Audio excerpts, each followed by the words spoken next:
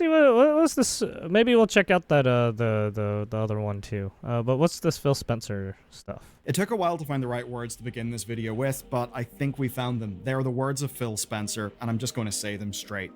We have more players, games, and gaming hours than ever before.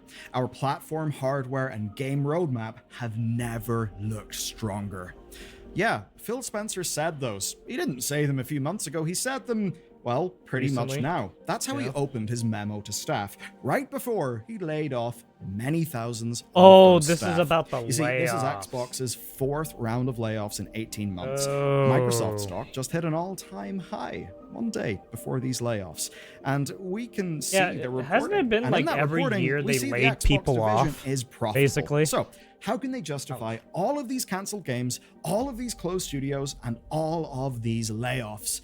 Well, we're going to see how they're trying, but I have a sense that most of you think they can't. Xbox haven't been willing to put firm numbers in the impact here, but the total number of layoffs across the whole organization of Microsoft is around... Yeah, right, because they just acquired, right? Xbox was Microsoft, right? It's like, ooh, oh yeah. Yeah. And then you have certain video games not making the cut. 9,000 people. Yeah. That's 4% of the whole company. You got April some weird had a layoff directions of in some of about your video 6,000 games, people. and then they Now, this flop. was mostly within Microsoft's wider structure and management. This week's layoffs have seemingly been focused quite heavily on Xbox. GameFiler reporting that Microsoft would only confirm that Xbox's layoffs were, quote, less than half of the company's overall layoffs. Which is still really bad, because that could still mean up to 4,500 people have lost their jobs or are still in the process of learning if they're going to lose their jobs. Yeah. Because yes, some people don't know. Even, days later as this sort of process you won't know till the day that you're right. They're gonna just immediately bring you in, and in many instances, people just found out immediately. Yeah. And that does bring me to how these were delivered. This has been handled abominably. Basically, information was delivered as each time zone started their day, with staff companies can do it a multitudes of ways. Turned off, and even hearing about layoffs via social media leaks.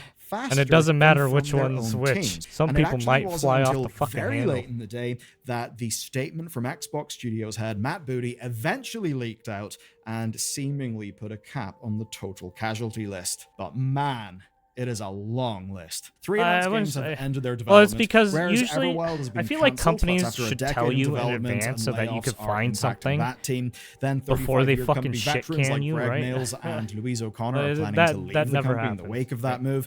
Obviously, that's a project that was going nowhere fast, but if those people thought it was going somewhere, it's dead. Probably for them, it's the right time to just get the hell out. Of course, another game is Perfect Dark. Yeah, Perfect Dark. Yeah, we the saw development that. studio, the initiative, is was being it yesterday or entirely, 2 days ago? and, I forgot. The staff are being released. It was recently. Now, Xbox billed it right as a quadruple A game. Nice wee testament to hubris. And the initiative was a studio purpose-built to make such games, to make quadruple A games. I mean, bullshit, right? And of course, it was a total shit show. Perfect Dark underwent significant creative deadlock, staff overhauls. An initiative, a company that had the funding somehow to take the initiative to try and make AAA title games with a small core group of developers. Like, what? How does that work? It was really the usual AAA, bullshit, but I suppose with another A whacked on for good measure. But we still did. Oh see yeah, this the quadruple demo. A. Was, yeah. Remember when when they were talking about all that vertical stuff? slice of the game? Jesus. Bits were staged, but obviously that is a thing with demos. But that's it. It's dead. And this tweet from Xbox really does not age well. This cancellation also has an impact on another group. Yeah, and to be honest, I don't think anybody asked for Perfect Dark either. Right? Some of these companies just make games that nobody asked for. They're also now owned by the Embracer Group, and as you know from the news cycle, Embracer are very willing to make deep cuts when they need to. Next, Blizzard Entertainment. Warcraft Rumble is ending content development, and man, that there goes another game. Don't tell Pirate Software. Really Watch out! Don't tell Pirate Software. He's a Blizzard nepo baby. Hitting up to 100 staff at Blizzard. Goddamn, sorry. I am a little bit wanting I think I'm forever gonna fucking. At least from what I've been able to observe, there are some functions that. I'm sorry, I have to, man. He's a dev, and he does this. He says the craziest things sometimes. It's a real head scratch. than That's just true. 100 people who work in and around He's Blizzard. really stuff out to fuck that, the would consumer be over. impacted. All right, let's go again. Years. Now it's gone. And with that being cancelled, ZeniMax president Matt Ferrer has announced that he is leaving the company. Because obviously, look at what happened. Then there's a new shooter from the Romeros. Yeah, as in like John Romero of Doom fame. So they were making that game down in Galway under Bethesda, but it's actually had its funding pulled. So this is quite literally a thing where this is an external Blue company, Sky. not one owned by Microsoft, who were in development. They had a publishing deal. That deal has now been cancelled. And the Romeros say that they will not be the only project like this. So yeah, I would assume that every year there's a... I would have to say that every year there's so many projects that get canceled because they just don't have the resources or the means to make them. Now then, of course, there are wider Xbox losses to contend with as well. Windows Central or reporting the concept, that the core hardware teams have largely avoided the cuts, but then The Verge is reporting that the quality team at the user research division has been halved. Because, you know, quality, optional, I suppose. And also, the head of family and child safety is also leaving. Control. So that's, you know, nice, cheery stuff. What? I suppose they can replace that with an AI. It'll be Quality fine. Then assurance. And community support layoffs have been reported on World of Warcraft, on ZeniMax, Bethesda stuff, and of course, there's many more layoffs that will not be reported as full layoffs because they were like with contractors whose work won't be renewed. And this stuff really does blow. Even an example in, say, World of Warcraft, one of the things that their social media team did over the last few years is basically work out how to connect with the people, like make memes, stuff, you know, on social content that actually kind of ingratiated themselves to the community. It's a sort of thing that, you know, only the internal team could actually do. But now we found out it's all just going to be outsourced, so I'm sure it'll just be sauceless slop. Lovely. But it's not the end. Developer layoffs hit Undead Labs, the Overwatch team, and King, who have lost 200 people. And then there's Call of Duty. Even COD wasn't safe here. So High Moon, Sledgehammer, and Raven have all taken hits, which I've got to say is absolutely wild because they've appeared to be the studios who have been thrown into awful development situations of basically, hey, we need a yearly COD. It's basically a bit screwed. Please go fix it so we get something. That even those teams are being hit on, I mean, COD, like one of the largest like franchises or properties on Earth. Kind of crazy. Next then, Turn 10, who are the creators of Forza Motorsports.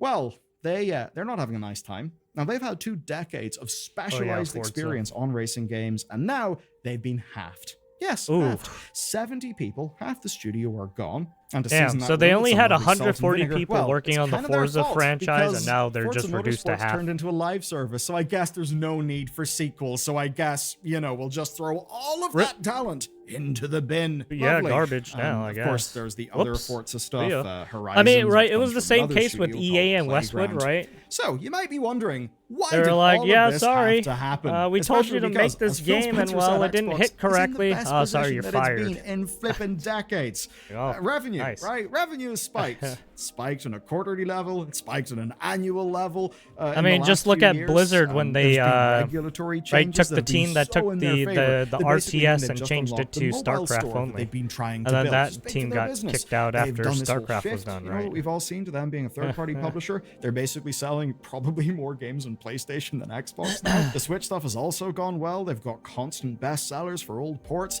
They're publishing games on a near monthly basis. These companies will change direction if it's not making them money. Like boasting about all and this if it means fucking up half their company to do it, they'll do it. The answer is simple. They didn't need to. They chose to. To understand all this, there's a very telling line in Phil Spencer's email to staff, follow Microsoft's lead. So it's basically Spencer framing it as part of Microsoft's overall reduction in management roles. Of course, the thing is, we've seen far more regular staff than managers get fired this week.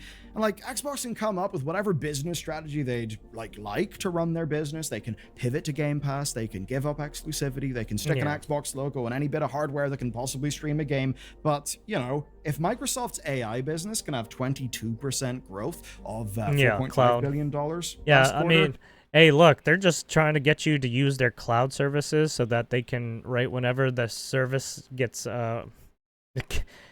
whenever they lose enough people from the pool of using that service, they'll just cancel the service, and it'll be, right, easy deal. well, then Xbox We needs stole to your improve money. its own $270 million and 5% growth. It's not enough to just make the Oh, line you go bought up. these You've got to products do that were better. supposed to work And on of this course, a cloud lot of people would service? say, Oh, yes, too but bad. We look, got to whenever shut down there's the cloud M&A, service mergers because and we acquisitions can't activity, there will be operate with duplicated it roles anymore. across a company. See ya. Here's the thing. Removing that duplication can, in a very reductive sense, be good for that company, can be more efficient. Obviously, a lot of like mission-specific skills will be lost, but it's actually far more Oh, inefficient. you It's needed very that bad cloud for service us, for the the customer. video game, That's and now the because video those game doesn't work? duplicated Oh, that's too roles bad. used to be competing bad, so against each sad. other, which, you know, makes the market better for us as consumers. That's why, broadly, a lot of this M&A activity has been very, very bad. Now, Phil Spencer has certainly wanted to set up this whole narrative. That's because in Summer Games Fest, he was laying the groundwork. He talked about how, quote, we're accountable to Microsoft for running a good business, a healthy business that continues to grow at both top line and Yeah, I bottom wonder line, when Sea of before Thieves then is going to going get on shit talk canned, about right? trade-offs That's probably the where next some service things would that's not going to be get fucking invested in canceled. anymore. You know, a fun statement, a bit of a sandwich, right? It's the meat, where, you know, one bit of bread was the April cuts, and the new bit of bread in this horrible sandwich is the July cuts that just happened. But clearly, Xbox leadership have been given their marching orders, you know, direct from Satya, the big man himself. And it seems those orders are that they need to cut massive numbers of their staff and their Yep. projects. Now, does this Yeah. exonerate Xbox leadership from responsibility? No, it obviously doesn't. Yeah. Being the central What do you cog in the mean? machine that's During grinding COVID, up they were people making in a lot of creative money. projects It and, was you know, fine. failing to serve customers. That, Right? you know, being a cog doesn't Right, absolve it was you all just during because COVID. They you were didn't pull during the lever. Biden And that's especially because administration. it's They were Xbox's own eating leadership well, right? decisions that Oh my seem to be goodness, they were responsible for a eating lot of the so wreckage we've seen well, over and the then last they few days. fucked Like, if you themselves look in at the the council ass projects, each whenever of them have been COVID was developed done. for far beyond what the regular scope of a game should be. I mean, several have been leaked as just suffering from a lack of direction, a lack of corporate structure, much like, as an example, the closing of Arcane Austin and all the stuff with Tango Gameworks. The decision basically seems to have been to cancel these projects based on how far they were to realistically shipping something. I'm almost surprised that Fable didn't get killed. And Yeah, Fable. much like, well, say, yeah, with true, Arcane true. Austin's Especially Redfall, with that which, fucking was a bit character of a design. little Ugh. cow of its time, these problems stemmed from the era where Xbox just didn't get involved with their studios, right? They just let their studios struggle on without support as Yeah, projects Redfall. stagnated. Yeah, that was a And shitty it's kinda weird service game. because they Oh would yeah, there's almost another one boast, that fucking you know, died of, instantly. we're hands off. We're not going to get involved in Hey, their Pirate affairs. Software. But that What actually what seems about to have Redfall, translated brother? to What is about people not Concord, having a clear brother? goal. People not having clear management. And, you know, it's very easy to be like, oh yeah, we're very hands-off and cool as bosses. But does that actually mean that you are giving up? You're not actually taking seriously your responsibility to provide, you know, direction and clarity? Certainly seems to be the case. And certainly in recent years, they have pivoted. They have gotten more hands-on. Across the company, we've seen a few initiatives of just them sort of connecting their various teams together so they can actually share some talent.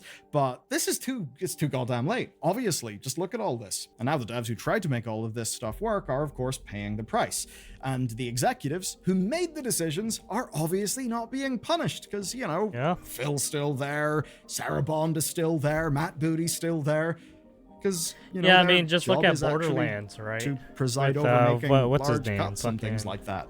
They're the actually magic sort retard. of paid to, you know, not get punished in a way. It's Oh very no, odd, that but I think you USB can see how had the funky corporate materials incentives that actually end up cutting that way. people shouldn't Of course, look all this at. going on though, it's no wonder that staff have really had enough. And all of this led to significant unionization activity. In the months before these layoffs were confirmed, ZeniMax Workers United was actually given its union contract by Xbox. That was pretty big. Staff, once they got the contract, they ratified it, and according to GameFile, these staff are not immune to the layoffs, but, right, they are being protected, and they're being given a voice in the process.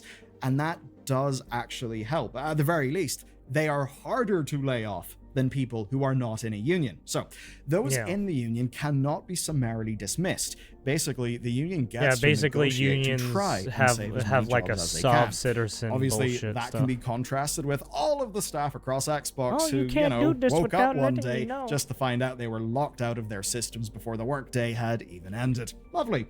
And we know from various union efforts at Overwatch, at Bethesda, and at Warcraft that basically, well, protecting the people who make the games that we actually want to play, that was Unionized. the primary reason to act. Microsoft still has to negotiate terms terms of the bargaining committees of those different groups. It's, it's not all done, signed, and stuff yet.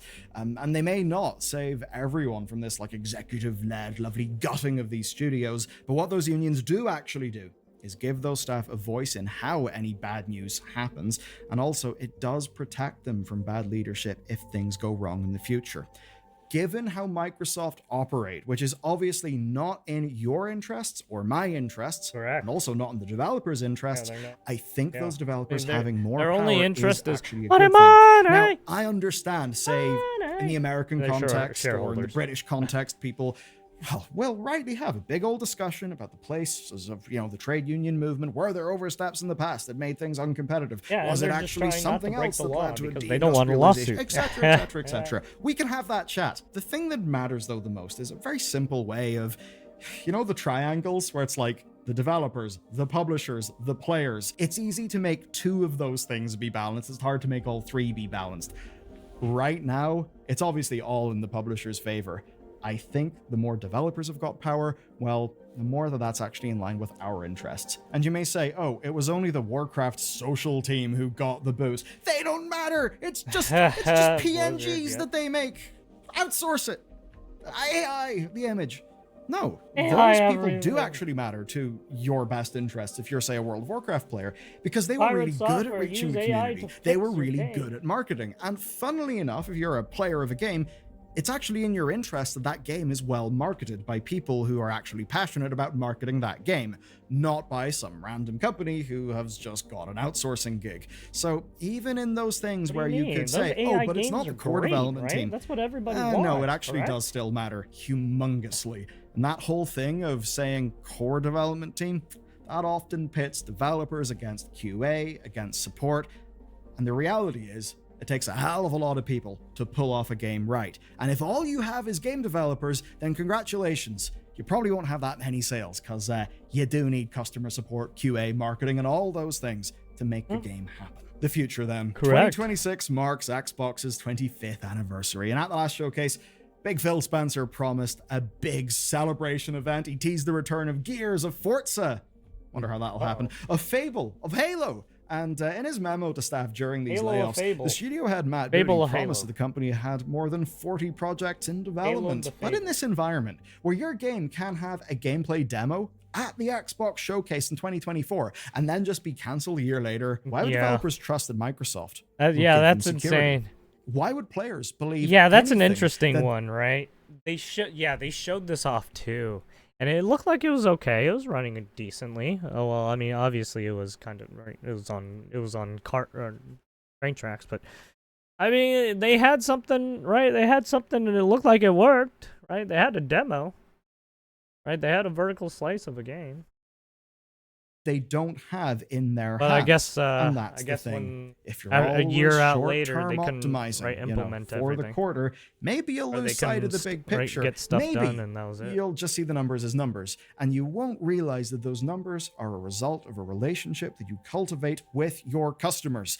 Because if you catch a customer, what's their lifetime value? I've been playing World of Warcraft for a very long time. My lifetime value's in the thousands. If you lose me, I mean, how many companies would kill to have customer lifetime values that are that high? That is the sort. Well, I mean, just they lost not me. I understanding had the over big picture, like what? Just playing the short-term game. I probably had that is thousands. really going to damage this industry.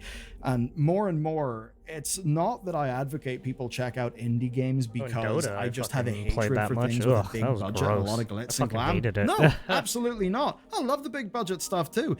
It's just quite simply the point.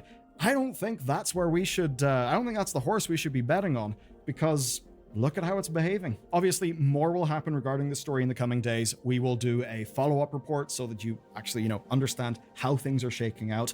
But until then, check out this video. We will see. Yeah, because, was it frickin' Charlie Penguin Zero also? I think he was also looking into this too. They just shit-canned a bunch of people.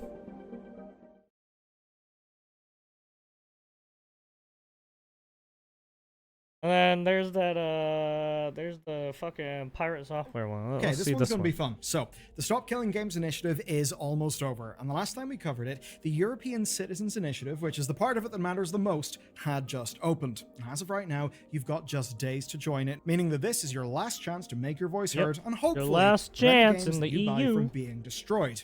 But here's the thing, until last week, it really did seem to be rather doomed. They needed hundreds and hundreds and hundreds, over 500,000 more signatures.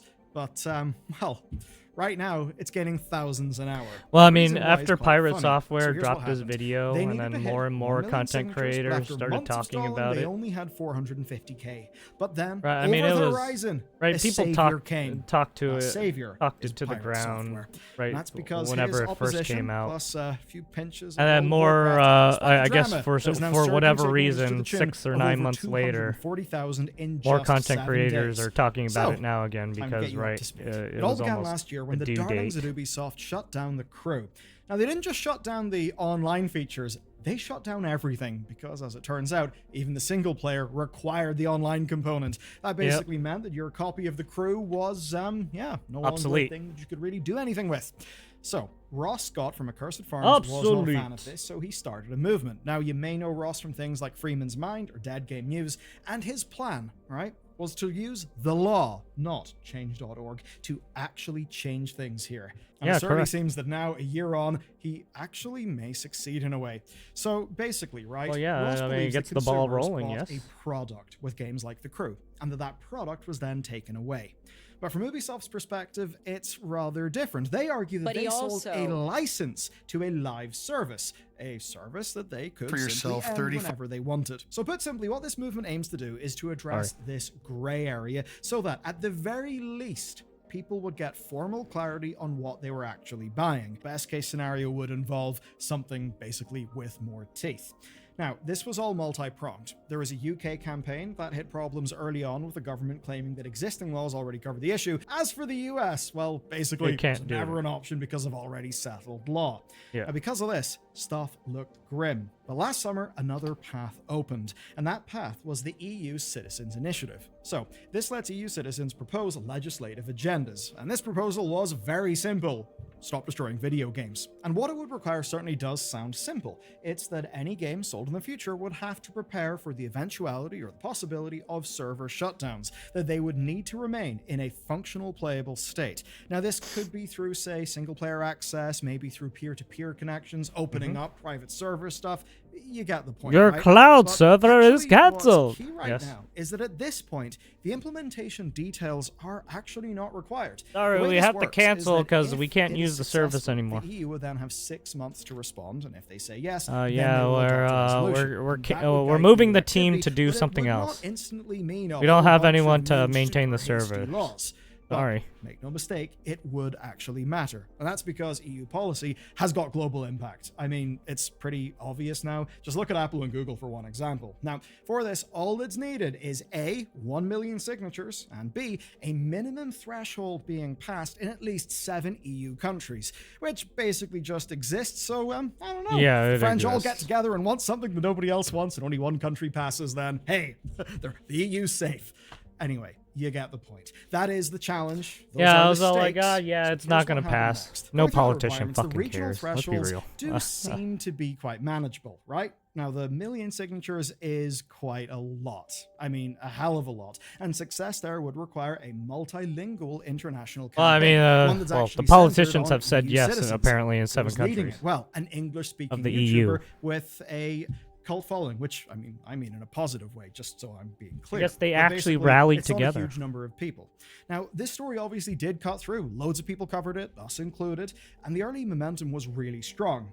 Until it wasn't. Now, this is because some things fell through. One being a planned feature in GOG's email newsletter that was tanked by that company having layoffs. Oh yeah, Even CD Heineken- Projekt Red yes, got Heineken, layoffs the as beer well. people wanted to include the campaign in their marketing, but only after the petition ended. But there is another one, and I think I know it's the one you want me to talk about. It's the pirate. Okay. TLDR, Pirate Software opposed the initiative. This is Yes, he back when did. it all kicked off. So what I'll do here is boil down what I essentially think is the best case, or like the best faith version of his argument, which is about the initiative. Yeah, I'm gonna... What a pussy. What a pussy. So afraid.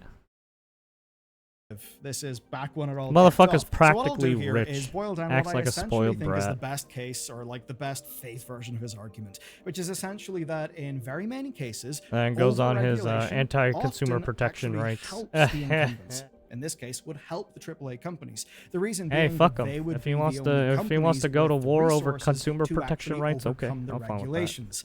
That is actually a fair enough, reasonable argument. But I think in practice, it's fair to say that Pirate Software, in his 2 videos, was not really steel manning his opposition. There were some errors. Wasn't really a great situation. But really in this story, there's a Yeah, key he thing to basically remember. didn't The attack initial, Ross's arguments head on. He made up arguments about what Ross was actually saying, which is not the case, right? And it also, Ross put out word for word what he wanted to do with the what he was trying to do, right? And fucking Pirate Software was like, yeah, no, that's not true. That's not true, right? say drama, let's just say hot public disagreement. That with Pirate happened when, let's just say, his Yeah, he internet started stocks were in spurging a out slightly because different, he went altogether full more like, healthy I'm a place. nepo Since baby, then, he and was involved I'm in a major bitch ass local dev craft who's drama, going which I to will exert cover my shortly. force Like and doing power drama, and but in confidence this on case, it people does to actually say, inform how no, the you're news wrong. would play out. As for the Bruh, initiative, well, by the bruh, following April, bruh. signatures Right. were just sitting at 425k. That's not Pretentious even asshole halfway. type of shit, And only yeah. 25,000 signatures had been added between April and last week. So it basically was dead in the water. Momentum from the previous summer had completely fizzled out. But then, with only weeks to go, also the funny thing is, I think even after the even after everything was said and done, even Pirate Software went on to talk with Ross at some point, and I forgot someone else. Who was it? Josh? Josh Stride? Hey, oh, I forgot his name. Fuck.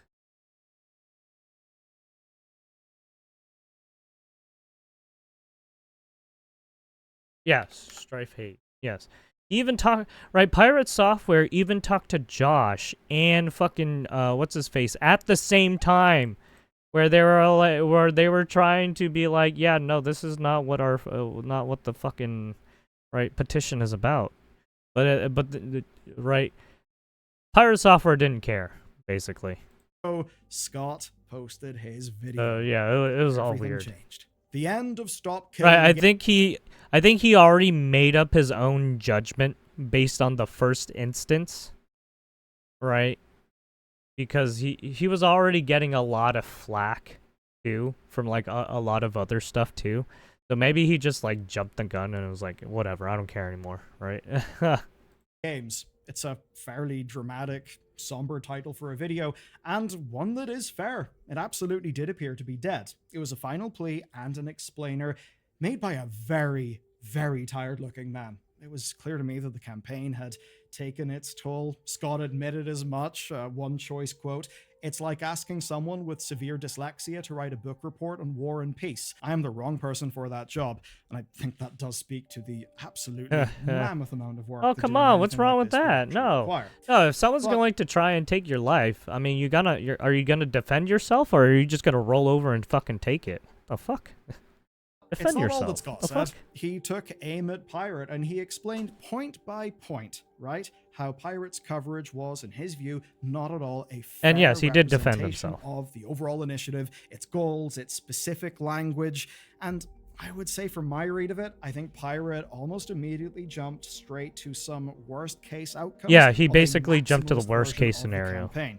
which Of course, no one we was can add to that talking an about that stuff. personal level to all of this, you know, the usual emotional reactions, hot Yes, words. he But went if for it the was just emotional that, reaction. If it was only that, Because he's looking well, for those what clips. happened He doesn't would fucking care, not right? really be what has happened. He's let's talk looking about for them World of clips, Warcraft. dude. He's As I a said, I hate covering baiter. drama, but today it is actually relevant because basically, it Right? is the All these kindling. I all think these what we're content seeing with this creators know initiative how to would fucking not rage really have bait. played out if How these to World of play Warcraft-related events how to didn't play the play out the way conversation they game, did. even if Because it means basically, they have to this is shoot why themselves in people the were foot. ready, willing, and even excited to hop back into the fray and to pump all of this up. So here's the TLDR. OnlyFanked is a WoW Classic hardcore streamer content guild. That's a lot of words, but basically think of it as a reality TV show where Correct. dozens to hundreds of hours of gameplay. Not only are at that, stake, but it turned because into when a like character dies, drama it is dead. baiting, Just drama like that character has farming. got lots of fans Right, on it Twitch turned chat into and some sort of right big name personal behind them in the attacks and form of a weird shit streamer. like that. Pirate, along It with turned other streamers, into were doing high a school dungeon click in this bullshit. game. And that right? dungeon went poorly. People died, and of course, whenever they died, that means they lose their characters.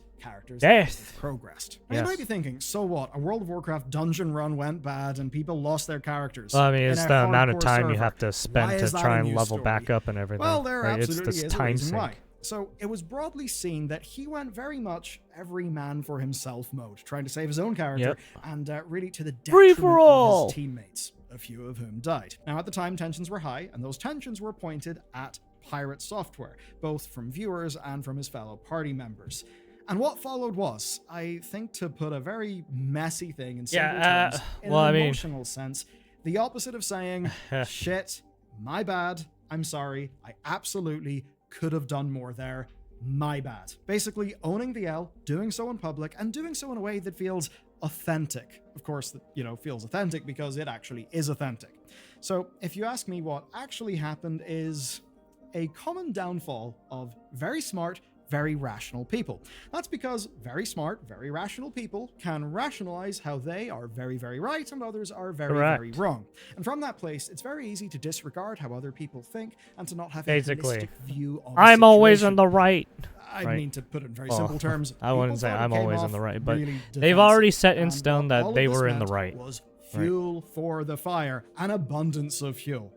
And I've got to imagine that from Pirate's point of view, it really must have looked like the entire world was against him. And I mean, in a few ways it was. It was a total mess. Or for the dynamics of honestly, Twitch. I think it started happening before even the Pirate Software thing.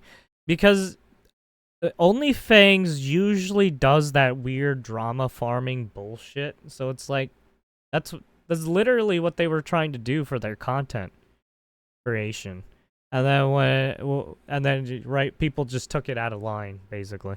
It was an incredible content event. I think S-Fan too was caught up in that whole situation too for some reason. I don't know Especially why. when, as I think Pirate was, you're feeling quite defensive. Just and you're very gamers much being feeling the toll retarded, right? Of thousands of angry people being very angry at you in just about every way they can. Yeah. Meaning that, some people were angry just to be angry. Just a civil disagreement. Because they already hate you, right? They already hate you to begin with. So why not just already still be angry? There were then accusations of pre-watching games in order to look better on stream. There was critique. Right, you will never please those people, by the way. Whole lot of right, they will forever see you in a bad light. Punching bag. Now, to I suppose try and work through some of this, he did a session with Dr. K. I think it was. Oh yeah, this. Oh my God, I saw some of this too, where he calls him out of it. Enlightening one. It certainly is. I'd say a good listen. It essentially did get into why. I mean, it's because Pirate Software does act like a prick sometimes. Paraphrase here too much beyond just what I guess that's what happens when you're a Fed, and then you're getting it from all sides. That's my takeaway. So I'd recommend if you want more texture, more understanding. Well, I mean, he was a of this Fed. Story and the social dynamics that made it play out. Give Dr. K's video a watch. But as it pertains to the Stop Killing Games movement, I think you can see how, well, whenever there was the initial disagreement of Ross, Pirate stocks were looking pretty good. But then he was involved in several major dramas. These dramas led to hundreds and hundreds of thousands, perhaps millions of people maybe finding out about him or having a change. I mean, he probably got a lot of people watching him after that stuff, right? Mistakes, there's probably everything. People that liked him after that, and right probably now, people that didn't. This video, when that's I just how it goes. Searched for Pirate Software on YouTube, here's what I got. We've got the Pirate Software Unraveling featuring a game developer, 211k views. Oh yeah, Soggy Cereal. Reaction, 204k views. Oh yes. An Actman video, 500. Oh yeah, Actman did one too. I forgot about that. Echelon video, 266k oh yeah, views. I hate to say it, but upper echelon, he's kind of and that is just he does the like top few surface search level results. stuff.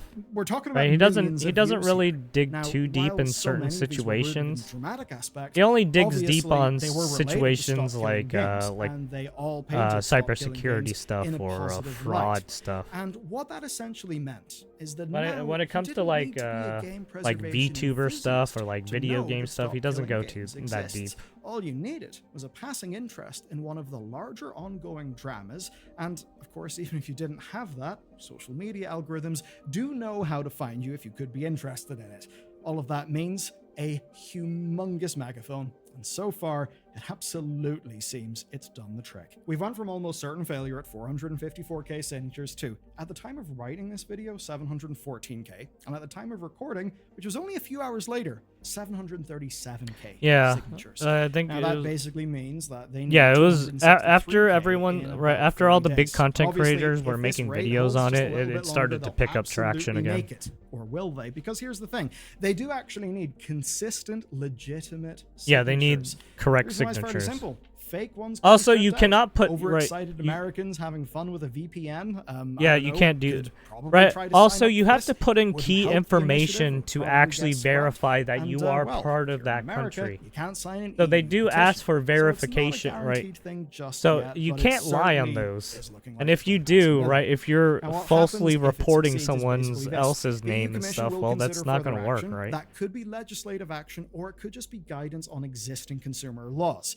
Now, no matter what, the industry would have significant input, but regardless, we would get a formal statement on the matter and its legality.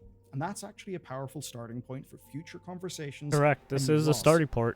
Here's the thing, it gets Point. even better. It will start Because, the ball. Those conversations have already begun, and we've already started to make progress. Through all the noise and all the drama, the core problem is fairly simple. That audiences often think they're buying a product when they buy a game, but in reality, they're actually buying licenses. Now, since October, Steam explicitly states that all purchases are licenses. That it's not ownership. And that was always the case. It's just that now it's no longer hidden in their EULA. And Valve's timing was, let's just say, curious here. That's because California signed AB 2426, stating that any media that you can't permanently access offline must be labeled as a license, not a product.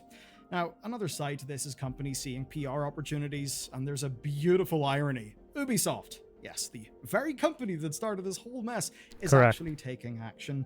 That's because they're testing offline modes for the Crew 2 and Motorfest, and I think it's fairly clear that the Stop Killing Games movement inspired this. So, you know what? In certain ways, it seems like Pirate Software. Now, another thing that could inspire this was an actual lawsuit. I wonder what he's going to do with his game. He's probably just going to cancel it. Of the Crew. Right? Stop. I'm going to cancel the server. Sorry, peace out. That's because of the Final Fantasy XI related precedent that lets companies remove users from games. Because, well, as a user, all you've bought is a license, and that can be revoked. That's a ruling that obviously plays to Ubisoft's advantage in that lawsuit, but looking at the big picture, we actually do see the developers are choosing to address these issues. Sorry, I'm just an observer who sits here and laughs at people who do retarded things.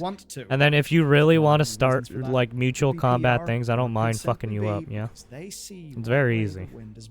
Here's something cool. Take a look at Super It's very World simple. of Parkour. This is an indie game. Very simple. Legal obligations prevent keeping the online functions active, but I will go. play a single player. There's another example. Whenever Blizzard Entertainment purchased Spellbreak's developer, they obviously stopped the game. But months later, they released a peer-to-peer version of the game on itch.io. That's awesome. And before all of this, Valen Studios ended Knockout City, but they made sure that private servers still would work. This is basically 3 indie teams finding a way to preserve their games retroactively. It is good shit. It matters. Now, yeah, yes, I mean, in all honesty, right, you could just chalk this up to game preservation, right? I don't know why. See, the issue with the whole pirate software thing is like, I think there was obviously people who were taking it way over the line, right? Especially attacking like doing review bombs and like, right, trying to dox and shit like that. It's like, come on, guys, don't do that. It's just like, that's super illegal, man. Oh, well, not the review bombing stuff, but like the like trying to attack him, right? Personally attack him. May be in the single digits, but it preserves gaming history. If a bunch of people want to play one of these games together, Look, when I they do it, I'm actually joking can. about And it if Stop because Killing Games passes, he has certain developers would have to he has a consider he is things an like animal this, sanctuary. not He's retroactively, he's but a from day pet one. lover. And That's that why I doesn't call him a mean furry. You can no longer make an MMO. You can still make Helldivers. Also, but he you'll need his to sell he had your a games name called Fig Tree. That's why I called him Fig Tree. Like, he was doing weird shit in his past. correctly. I mean, then again, You'll need to everyone does label weird them shit in their as what past. they actually are. Are they products or are they licenses?